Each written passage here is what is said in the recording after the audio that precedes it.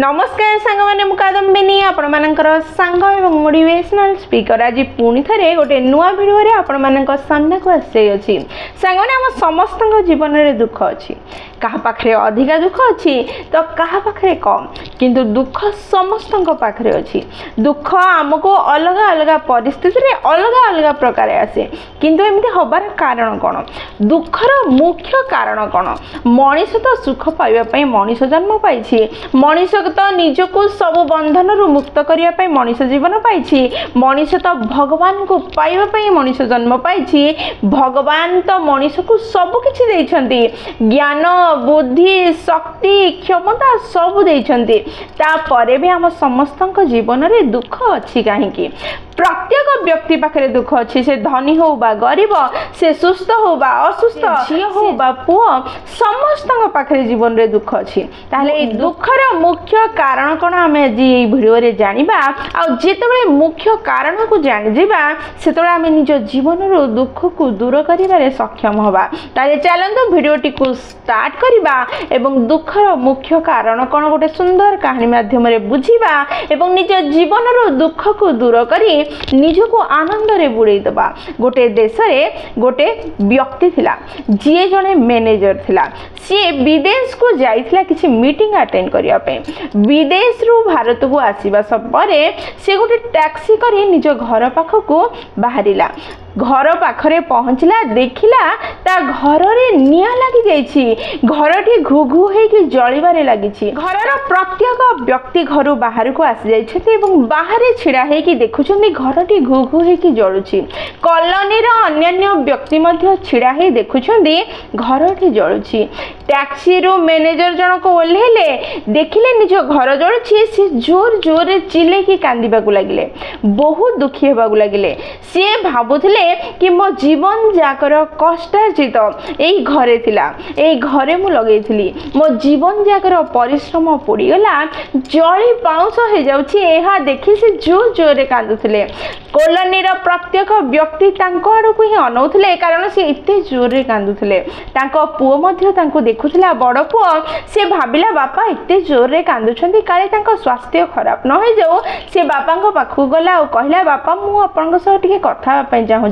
बापा कहले एई परिस्थिति रे तू कौन एमती कथा चाहूँ मो सह जेतेबेले मो जीवन जाकर कष्टार्जित मो घर जली पोड़ी पाउंस हो जाउछि जल्दी फायर हेल्पर को फोन कर से माने आसी आम घर को केमती नियारू मुक्त करंतु एहा सुनी बड़ पुओ कहला मु फोन कर देछि बापा से निश्चय किछि समय रे पहुँचबे किंतु ता पूर्व मु आपन सह टी कथा हेबी बापा कहले कौन कहया पे चाहूछु पुओ कहला आपण जेतेबेले विदेश रे थिले सेतेबेले आमे घर को बिक्री कर देइछु बहुत भल अमाउंट रे आमे बिक्री करछु अमाउंट जदि आपण जानिबे बहुत खुशी हिजबे एहा सुनु सुनु कांदुथिबा मैनेजर जनक निजर कांद बंद कर देले आ चुपचाप छिड़ा हे निया जळुथबा देखिबा को लागिले से कहले जाहो भल हेछि जेतेबेले घरटी बिक्री हे जाइछि सेतेबेले ए घर पोड़ी जाऊ जोड़ी जाऊ पाउंस हे जाऊ सेतरे हमर कोन जाय आसे हमहु तो पैसा मिल जाइछि हमर तो किछि क्षति हे नाही जी घर को किनछि सीए बुझु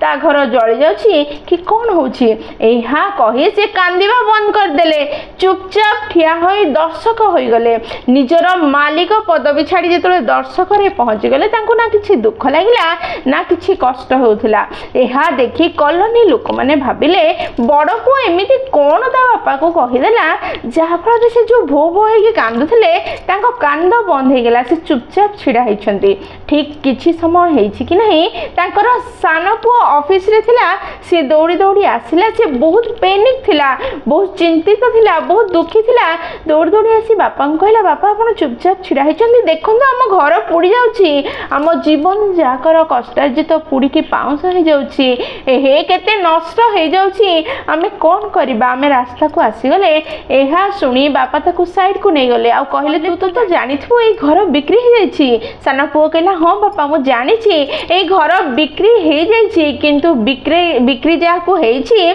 से व्यक्ति वर्तमान पर्यंत टंका दे नहीं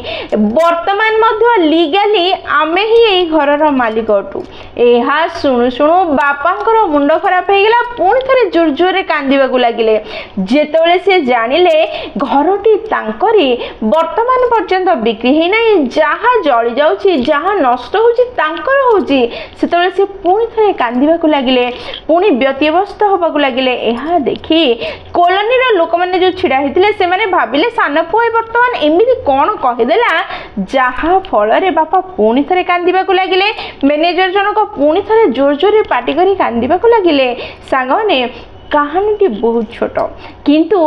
ଏହା ହିଁ ଆମକୁ ବୁଝେଇ ଦିଏ ପ୍ରକୃତରେ ମଣିଷ ଜୀବନରେ ଥିବା ଦୁଃଖ ଚିନ୍ତାର ମୁଖ୍ୟ କାରଣ।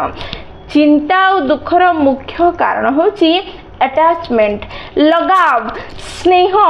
ଭଲ ପାଇବା, ନିଜର ବୋଲିବାର ଭାବନା। ଏହା ହିଁ ମଣିଷକୁ ଦୁଃଖ ଦିଏ। ଏଇ କାହାଣୀରେ ଠିକ୍ ଏହା ହିଁ ଘଟିଲା। ଏଇ ମ୍ୟାନେଜର ଜଣକ ଯେତେବେଳେ ଜାଣିଲେ ତାଙ୍କ ଘର ଜଳି ଯାଉଛି, ତାଙ୍କ ନିଜ ଧନ, ତାଙ୍କର କଷ୍ଟାର୍ଜିତ, ସେତେବେଳେ ତାଙ୍କୁ ଦୁଃଖ ଲାଗିଲା ଆଉ ଜୋର ଜୋରରେ କାନ୍ଦୁଥିଲେ। ଯେତେବେଳେ ସେ ଜାଣିଲେ ଘରଟି ବିକ୍ରି ହେଇଯାଇଛି, ସେ ଜାଣିଲେ ସେଇ ଘର ତାଙ୍କର ନୁହଁ, ସେତେବେଳେ ତାଙ୍କ ଦୁଃଖ ବନ୍ଦ ହେଇଗଲା। ପୁଣି ଯେତେବେଳେ ଜାଣିଲେ ବର୍ତ୍ତମାନ ପର୍ଯ୍ୟନ୍ତ ସିଏ ହିଁ ସେଇ ଘରର ମାଲିକ,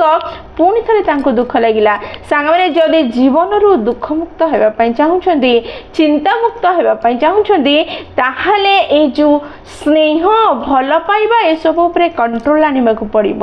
ନିଜର ପରର ଏଇ ଭାବନାକୁ ନିଜ ଭିତରେ କଣ୍ଟ୍ରୋଲ କରିବାକୁ ପଡ଼ିବ। ତେବେ ଯାଇ ଆମେ ଦୁଃଖରୁ ମୁକ୍ତ ହୋଇପାରିବା। ଏକ୍ସପେକ୍ଟେସନରୁ ନିଜକୁ ମୁକ୍ତ କରିବାକୁ ପଡ଼ିବ। ଚିନ୍ତାଧାରାକୁ ପରିବର୍ତ୍ତନ କରିବାକୁ ପଡ଼ିବ। ତେବେ ଯାଇ ଆମେ ସମସ୍ତେ ଦୁଃଖମୁକ୍ତ ହେବା। ଆମେ ଧନୀ ହେଇଥାଉ ବା ଗରିବ, ଛୋଟ ହେଇଥାଉ କି ବଡ଼, ଯେକୌଣସି ପରିସ୍ଥିତିରେ ଥାଉ ନା କାହିଁକି, ଏଇ ଆଟାଚମେଣ୍ଟ, ଏଇ ସ୍ନେହ,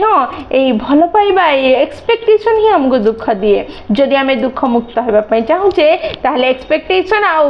ଯେଉଁ ସ୍ନେହ, ପ୍ରେମ, ଆଟାଚମେଣ୍ଟରୁ ନିଜକୁ ଦୂର ଯଦି କରିବା ଏବଂ ଭଗବାନଙ୍କ ପାଦରେ ଯଦି ନିଜକୁ ସମର୍ପିବା, ତାହେଲେ ନିଶ୍ଚୟ ଆମେ ଦୁଃଖମୁକ୍ତ ହେବା ଏବଂ ଦୁଃଖର ସାମ୍ନା କରିବାର କ୍ଷମତା ପାଇବା। ଭିଡ଼ିଓଟି ଯଦି ଆପଣଙ୍କୁ ପସନ୍ଦ ଆସିଛି, ଆପଣଙ୍କର ହୃଦୟକୁ ଛୁଇଁଛି, ତାହେଲେ ନିଶ୍ଚୟ ଲାଇକ୍, ସେୟାର ଆଉ କମେଣ୍ଟ କରିବେ। ଯଦି ପ୍ରଥମ ଥର ଆପଣମାନେ ଆମ ନୈନିକା ମୋଟିଭେସନ୍ ଚ୍ୟାନେଲକୁ ଆସିଛନ୍ତି, ଚ୍ୟାନେଲଟିକୁ ସବସ୍କ୍ରାଇବ କରିଦେବେ ଏବଂ ପାଖରେ ଥିବା ବେଲ୍ ବଟନ୍ ଦବାଇ ଅଲ୍ ନୋଟିଫିକେସନ୍ ସେଟ୍ କରିଦେବେ, ଯାହାଦ୍ୱାରା ଯେତେବେଳେ ବି ଆମେ ଭିଡ଼ିଓ ପୋଷ୍ଟ କରିବୁ ସର୍ବପ୍ରଥମ ନୋଟିଫିକେସନ୍ ଆପଣଙ୍କ ପାଖରେ ପହଞ୍ଚିବ ଏବଂ ଆମକୁ କନେକ୍ଟ କରିଦେବ। ତାହେଲେ ମୁଁ ରହିଲି ସାଙ୍ଗମାନେ, ପୁଣି ଥରେ ଦେଖା ହେବ ଗୋଟେ ନୂଆ ଭିଡ଼ିଓରେ ନୂଆ ଟପିକ୍ ସହ। ସେହି ପର୍ଯ୍ୟନ୍ତ ନିଜର ଧ୍ୟାନ ରଖନ୍ତୁ ଏବଂ ବହୁତ ଖୁସିରେ ରୁହନ୍ତୁ,